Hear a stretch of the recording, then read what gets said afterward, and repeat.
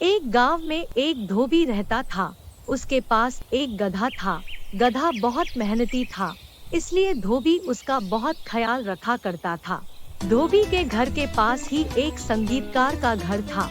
उसके घर से अक्सर गाने बजाने की आवाजें आया करती थी। गधा जब भी गाना सुनता तो सोचता कि काश वह भी गाना गा पाता। एक रात वह अस्तबल में सो रहा था। तभी उसके कानों में झिंगुरों की आवाज पड़ी और उसकी नींद टूट गई। उसने सुना कि झिंगुर गाना गा रहे हैं। उनका गाना सुनकर गधा उदास हो गया। उसे उदास देखकर एक झिंगुर ने पूछा, गधे भाई, क्या बात है? तुम उदास क्यों नजर आ रहे हो? गधे ने दुखी मन से कहा, तुम सब कितना अच्छा गाते हो, काश मैं भी इसी तरह गा पाता।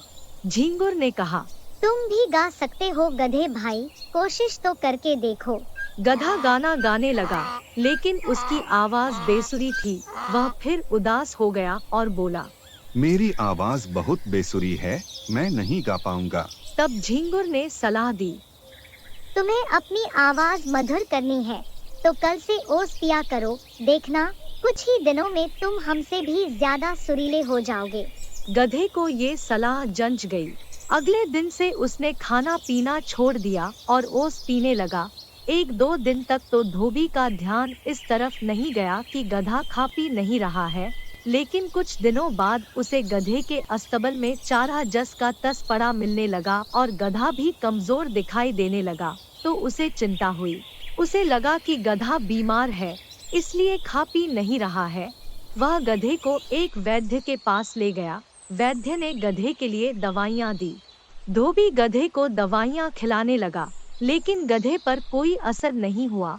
उसने खाना पीना शुरू नहीं किया और वह दिन पर दिन और ज्यादा दुबला पतला और कमजोर होने लगा। धोबी चिंता में पड़ गया कि आखिर उसके गधे को हुआ क्या। गधे का हाल एक मकड़ा देख रहा था। वह सारी स्थिति जानता था।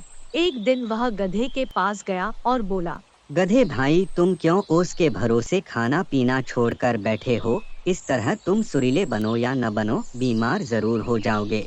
मैं झिंगुरों की तरह सुरीला गाना गाना चाहता हूँ मकड़े भाई, इसलिए भूखे प्यासे रहकर ये परेशानी सह रहा हूँ। मकड़े ने उसे समझाते हुए कहा, गधे भाई, मेरी बात ध्यान से सुनो। मैं बहुत अच्छा जाला बना सकता हूँ, लेकिन यदि मैं तुम्हारी तरह बोझ उठाना चाहूँ तो नहीं उठा सकता। उसी तरह तुम बोझ उठा सकते हो, लेकिन जाला नहीं बना सकते। नहीं झिंगुर की तरह गा सकते हो। हर जीव में अलग गुण और प्रतिभा होती है। तुम्हें उसका सम्मान करना चाहिए। जो कार्य तुम कर नहीं सकते, उसके पीछे क्यों अपनी वह प्रतिभा नष्ट कर रहे हो जिसमें तुम उत्तम हो? तुम्हारा मालिक भी तो तुम्हारी उसी प्रतिभा के कारण तुम्हें प्यार करता है। मेरी इस बात को समझो और कल से खाना पीना शुरू कर दो। गधे को मकड़े की बात समझ में आ गई। उसने अगले दिन से चारा खाना शुरू कर दिया। उसे खाता पीता देख धोबी ने सोचा कि वैद्य की दवा काम कर गई। वह खुश था कि उसका गधा ठीक हो गया। कहानी की सीख, दूसरों की नकल करने के बजाय अपने गुणों का महत्व पहचानो और उसका सम्मान करो। इस कहानी को देखने के लिए धन्यवाद। कृपया हमारे चैनल को सब्सक्राइब करें।